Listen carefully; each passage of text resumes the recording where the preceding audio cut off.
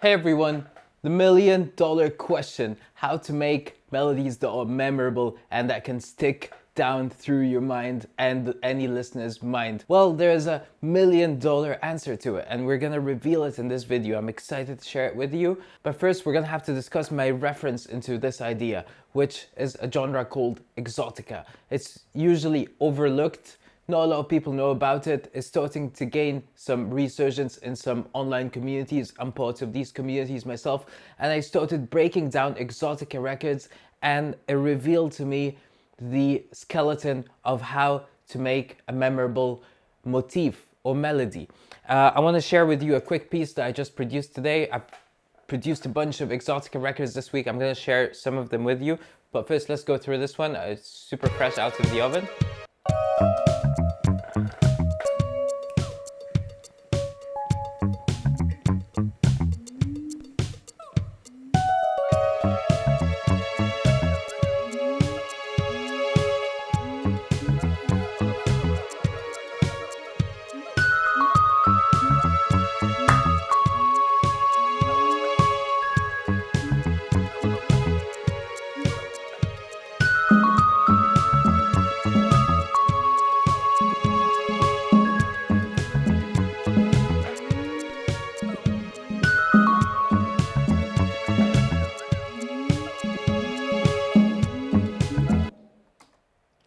Alright guys, so let me guide you through. First of all, there are 4 ideas that are integrated into this idea of how to write memorable motifs / melodies.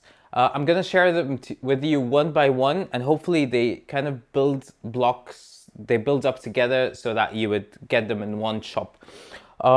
So first of all, Exotica borrows ideas from jazz. It uses melodies that are free, that are not scale bound, that do not generally fit within a traditional sort of framework of writing or composing, but it's more modal essentially.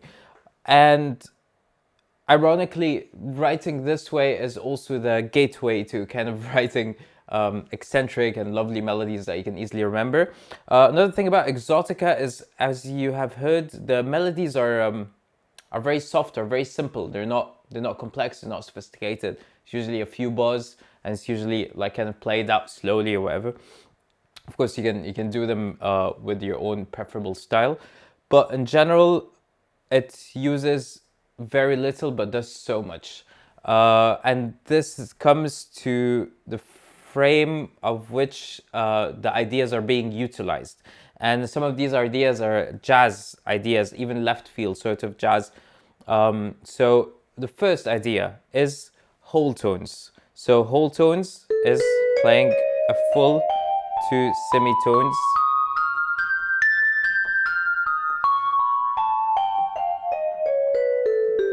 You can see on the MIDI, by the way, which notes I'm playing, just in case you're confused. I'm sure my other camera can show you as well. So whole tones are very exuberant. They're used in a lot of theatrical composition. They're used in poetic type of progressions in general, and for whimsical compositions, funny enough as well. So the Exotica utilizes whole tones, and whole tones do come with a level of freedom once we start adding the other parallel parts to it, or the other building blocks. So the second block we're going to add to whole tones is dominance, obviously. The 5th of your tonic. The circle of 5th can guide you here. Basically, A, 5th is A, 5th is E, G, D, F, C, G sharp, D sharp, A sharp, F, D sharp, A sharp. So dominance, of course, creates fluidity. It's very easy to listen to, moving from a tonic to a 5th, whatever that may be. If you're in scale, if you're without a framework of a scale, if you just move to a note and play a dominant, amazing. But so far, we're not moving too edgy. We're just staying on whole tones, which is our first principle. Number 2 is the dominance. So our fifth from our tonic. So let's now bring these two items together. So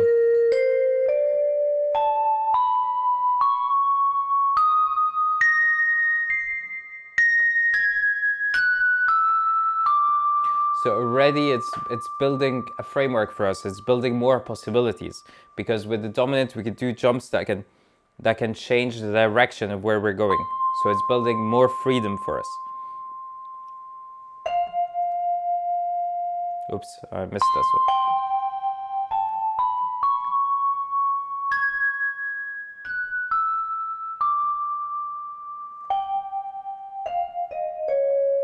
Okay, so you get it. So far we have two components and they're adding up together very nicely. They're already kind of building something. Already with these two, you can make something simple, something nice, something sweet. By the way, let me quickly play the melody that I've wrote for this tune, because I haven't. So just, I mean, you can see the MIDI in front of you.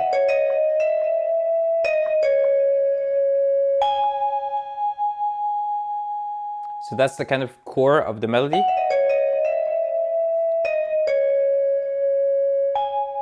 And then you can add more to it.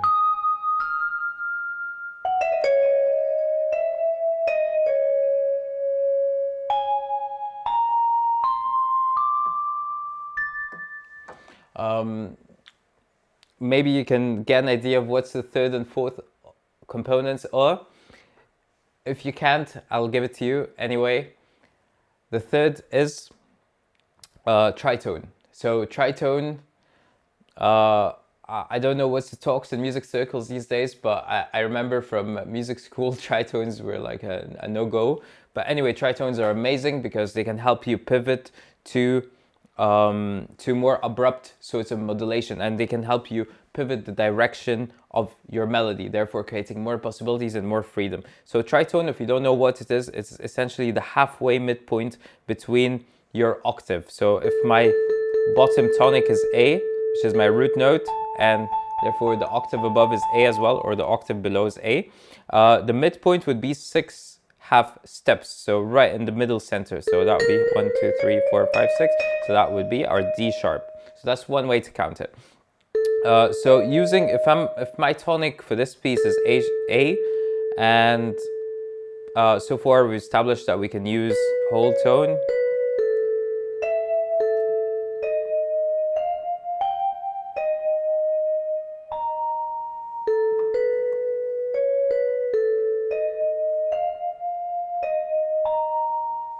So the tritone also adds this possibility, the augmented fourth or diminished fifth. Basically, also another way to count it in is, another way to identify it is by flattening your fifth or sharpening your fourth, taking it up.